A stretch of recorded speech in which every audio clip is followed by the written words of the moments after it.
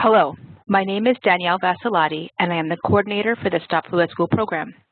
Stop Flu at School is a statewide, school-located influenza vaccination program administered by the Hawaii State Department of Health.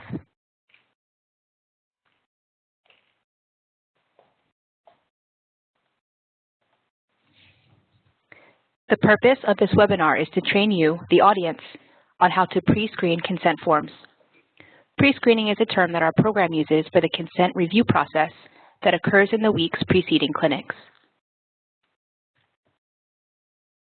The purpose of consent review is to decrease the number of students turned away during clinics due to incomplete forms or contraindications, to decrease vaccine administration errors, to determine the student participation levels and vaccine preference, and to allow clinics to operate more efficiently. There are three main steps to pre-screening, but a lot is involved in those 3 steps. The first step involves what you do before you screen the forms. The second is the screening itself, and the third is final completion and review of the pre-screening log. The log is the form used to record your count when pre-screening. So let's begin with step 1 now. When you arrive at the school, ask the school liaison for the student enrollment count. Ensure the count includes only the eligible students. Students in kindergarten through 8th grade are eligible for this program. Record the student enrollment count on the log form. The liaison will provide you with the consent forms. If the liaison has the forms organized in a specific order, such as by grade or by class, then the consent forms must be returned to the liaison in the same order as much as possible.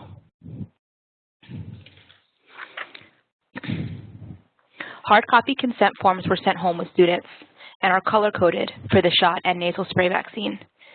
Parents were also given the option to complete an online version of the form instead of the color-coded hard copy. The online versions still need to be printed out, signed, dated, and returned to the school. Some parents inadvertently turn in both a hard copy and the online version, not realizing that we only want 1 form at the school per child. Some parents may also turn in 2 hard copy forms. That's 1 for the shot and 1 for the spray. Again, we only want 1 form at the school per child. If there's 2 forms at the school for the same child, we refer to that as dual forms. In order to find dual forms, alphabetize all the consent forms by last name and check for duals. If you find any, set these aside. I will review the protocol for handling dual forms later in this presentation. Separate the flu shot forms from the flu nasal spray forms, as the shot and spray counts are recorded separately on the log.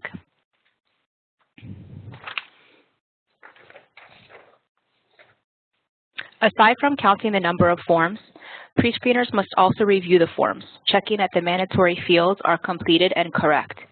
In some situations, you may need to contact the parent or guardian, obtain missing information, and document the changes made on the consent form per the parent-guardian's consent. If you can't reach the parent, then the form will need to be given back to the liaison to be returned to the parent or guardian. There are some situations in which the form must be returned to parent because the information on the form indicated that the child should not receive vaccine through our program, or because the parent or guardian's signature is missing. Once you have reviewed the consent forms, record the total number by vaccine type on the pre-screening consent form log. Also record the number of forms that need to be returned, corresponding to the reason for being returned. Even though this process may seem straightforward, it can be very difficult. Please take care in reviewing the forms and counting the quantities. Accurate form counts are very important. Your counts determine the number of vaccine doses allotted to each school. Please ensure that the pre-screening consent form log is filled out completely and accurately. Pictured here is the consent form log, the pre-screening consent form log. You will need to fill out the date, start and end time, and then calculate the time spent on that school's consent forms. Include the school name, and as I mentioned earlier, the student enrollment for those in grades K through 8. If there are multiple reviewers, write each person's name on the form. Next to that, indicate the number of reviewers and the total number of minutes spent at the school. With these 2 figures, you can then determine the total time, which is the number of reviewers multiplied by the number of minutes spent at the school. In the next section on the form, you will indicate the quantities of flu shot forms and flu nasal spray forms. These quantities should only include those forms which are complete and correct. Add these together to obtain the total. In the last section on the form, you will indicate the quantities of forms that will be returned corresponding to the reason. The reasons include missing or wrong signature and/or date of signature, contraindication, which means questions were answered yes, parent did not answer all questions, and other. Other is a catch-all and includes things like the name or date of birth being incomplete or incorrect. You may be able to obtain this information from the school liaison, but if you cannot, then indicate it in this row. The last row in this section is for the quantity of dual forms, so do not count dual forms under the shot and spray quantities in the section above. Total the number of forms that will be returned. If you have any questions while pre-screening, call the immunization branch at 808-586-8300. All completed pre-screen logs will ultimately be submitted to the immunization branch on Oahu. Ultra staff may need to submit the original to Ultras, who will then submit to Department of Health. Pre-screeners on the neighbor islands, you will submit the pre-screening logs to your island's district health office, which is the local health department.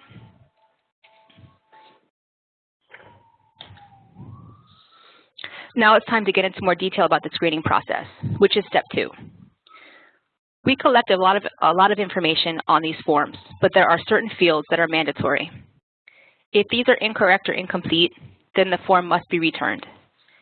Elements requiring consent forms to be returned to the liaison to give back to the parent include the student's name missing or incomplete, student's date of birth missing or incorrect, questions answered yes or left blank, the signature of the parent or guardian missing, or the date of signature missing. Some of these may be resolved by talking to the school liaison or calling the parent and documenting the changes on the consent form. Documentation must include your name, date and time of call, name of person spoken to, and the change made. When speaking to parents for the purposes of this program, never provide medical advice. When consent forms need to be returned, you will complete and attach a notification form. Pictured here is the parent-guardian pre-screening notification form. Return consent forms that are incorrect or incomplete may be able to be corrected or completed and sent back to the school in time for the clinic. Confer with the school liaison to determine an appropriate date for the forms to come back to the school before the clinic. Check the box for the item to be addressed by the parent or guardian. Enter the new return date and staple this form to the consent form. Return the forms to the school liaison with instructions to return these forms to the parent or guardian. Let's review the different form for each vaccine type, starting with the flu shot form. The original hard copy version of this form is green. Review the form for the student's name and date of birth. Review for the signature of the parent guardian and the date of the signature. If it is an online form, it may be white or another color. To make it easier to distinguish from the nasal spray form, highlight the form title green, as well as the form green text in the upper right corner. Review all questions. The flu shot form has 3 questions. If all are answered no, then the form is acceptable and complete. If any are answered yes, then return the consent form with the PG notification form to the school liaison. If any are left blank, also return the consent form with the PG notification form to the school liaison.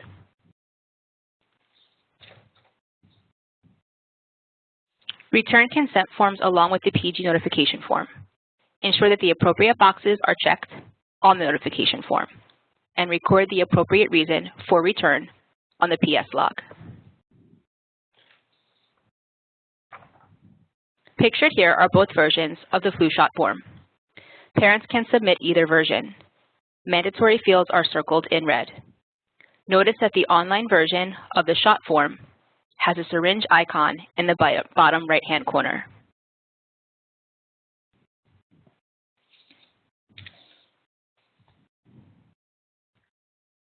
Remember, mandatory fields include last name, first name, date of birth, all questions answered no, signature of parent or guardian, and date of signature.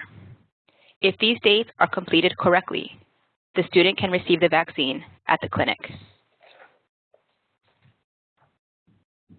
Let's review some examples. Please screen this portion of the form for completeness, contraindications, and error. What do you find? Please focus on the mandatory fields.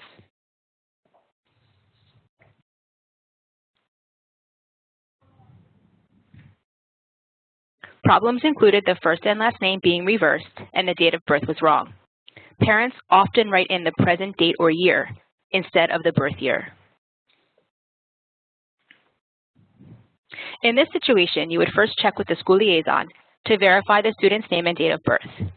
If you are unable to obtain information from the liaison, then call the parent to obtain the correct information. Make the corrections on the consent form. Document the call on the form. Include the date and time, the parent's name, and your name. If unable to obtain information from the school or parent or guardian, complete and attach the PG notification form to the consent form.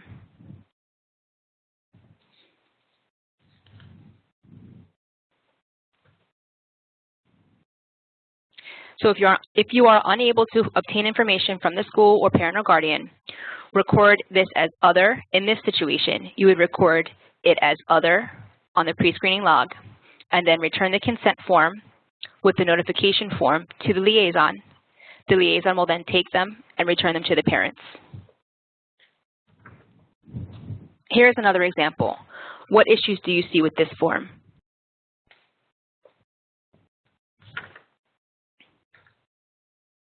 None. That section of the flu shot form looks complete. All questions were answered no. Let's take another look. The flu shot form has 3 questions. In this example, all 3 questions were answered no.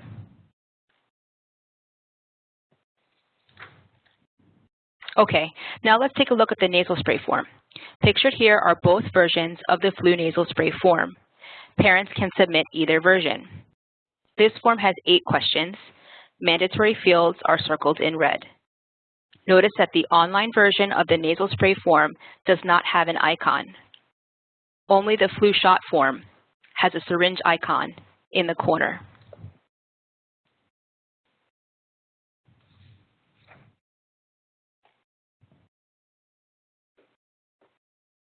Review the form for the student's name and date of birth. Review for signature of the parent or guardian and the date. The date makes the signature binding. The online flu nasal spray consent form should be highlight the form title and the text in the upper right-hand corner where it says Form Yellow, highlight that with a yellow highlighter. Check questions 1 through 8.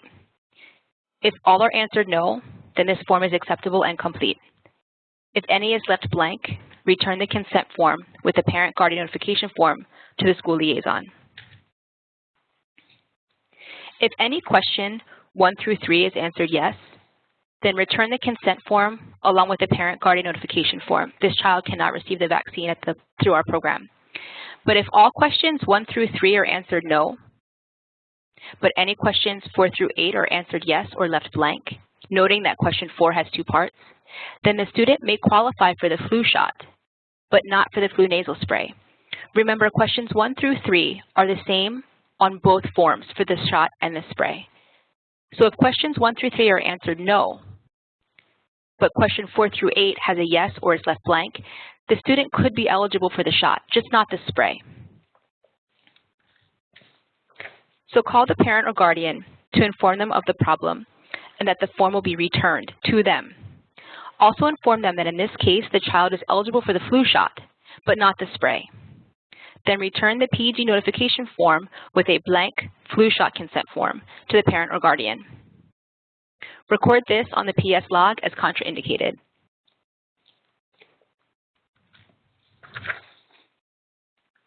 Review this example of the top portion of the nasal spray form. What issues do you see?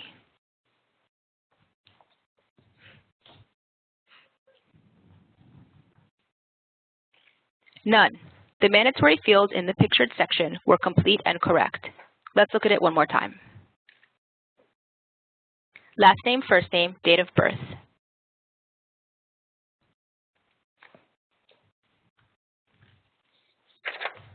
Now let's look at this section of the nasal spray form. What issues do you see here?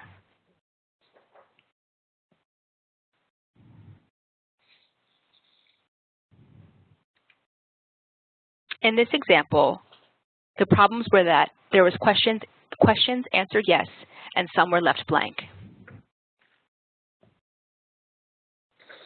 In this situation, call the parent or guardian, inform them of the problem, and tell them that the form will be returned.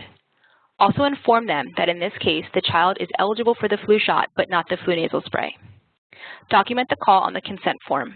Include the date, time called, the parent or guardian's name, and the caller's signature. Complete and attach the PG notification form to the consent form, along with a blank flu shot consent form. Record as contraindicated on the PS log. How about this section? What problems do you see here?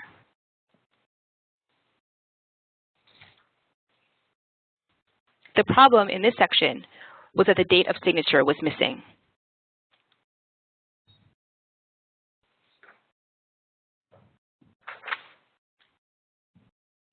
Call the parent or guardian.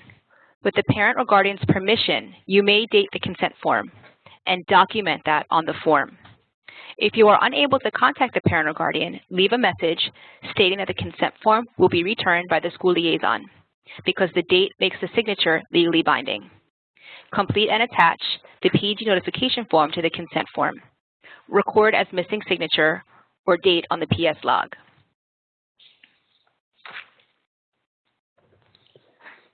Now it's time to discuss dual form in more detail. Dual forms include situations where the parent submits both a hard copy and an online version of the same form. Or it can be when they submit both a hard copy shot and hard copy nasal spray form. First, let's review the protocol used when they submit a hard copy for both the shot and the spray. So first, ensure the student is eligible to receive the selected vaccine type. So maybe the consent form has to be complete and signed, and all questions answered no, so there's no contraindications. If the student is only eligible for the flu shot due to contraindication to flu nasal spray, so if the form, if it's marked yes for questions 4 through 8, then mark not eligible or contraindicated on the bottom of the flu nasal spray form and return the consent form to Department of Health. Leave the flu shot consent form at the school. Again, we only want one form per child left at the school. And record that as flu shot on the PS log.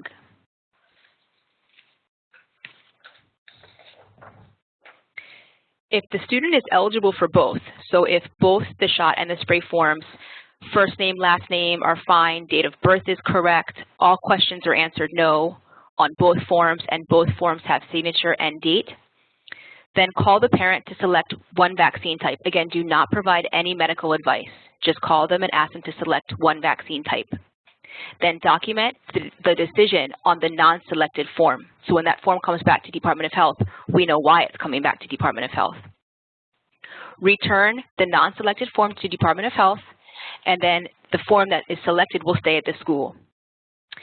If you try to call the parent and the parent is unavailable, then you're going to record this situation. In this situation, you're going to record that as dual on the PS log. So complete the PG notification form and staple the PG notification form and both of those consent forms together and return them to the school liaison. Okay, let's review the protocol to use when parents submit a hard copy and an online version of the form for the same vaccine. So for example, they send back a green form and an online version of the shot form, or they submit a yellow nasal spray form and an online version of the nasal spray form. So first, again, ensure the student is eligible to receive the selected vaccine type. So the forms are completed, they're signed, all questions are answered no. If the information on both forms is complete, leave the hard copy. So leave the color-coded form at the school and return the online consent form to DOH. And the reason for that is that the color-coded hard copy forms, they facilitate clinic flow. It's easier to use the color-coded forms at the clinic. And then indicate on the returned online consent form, dual online consent. So the online consent form that comes back to DOH, you're going to write on there, dual online consent. So when we see it, we know why it's coming back. I would like to take a moment to mention a tricky problem that occurs, but is very rare. So the signature on the consent form should match the parent or guardian's signature. If it does not match, verify with the school liaison. If the liaison states that the signature is not that of the parent or guardian, then indicate the issue on the PG notification form, and then return the consent form with the PG notification form to the liaison, and then count that as other on the log. Again, this rarely happens. It does happen every once in a while, but it's worth mentioning.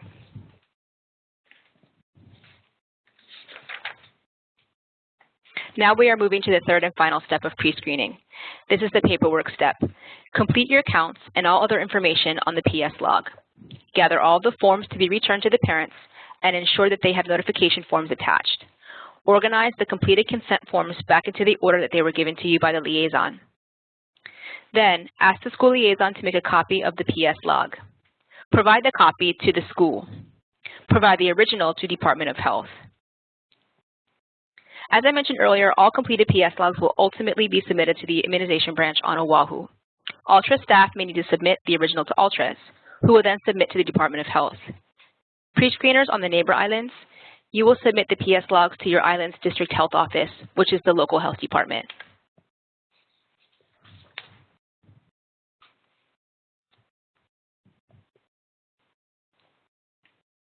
Okay, regarding dual forms, return non-selected consent forms to Department of Health. Leave the selected consent forms at the school. Return non-eligible or contraindicated consent forms to Department of Health. Leave the acceptable consent forms with the school. Return duplicate online consent forms to Department of Health. Leave the hard copy green or yellow form at the school.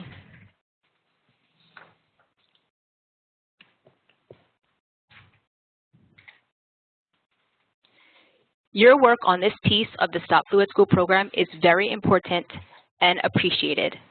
Thank you for your assistance. If you have any questions, you can email schoolflu.helpdesk@doh.hawaii.gov.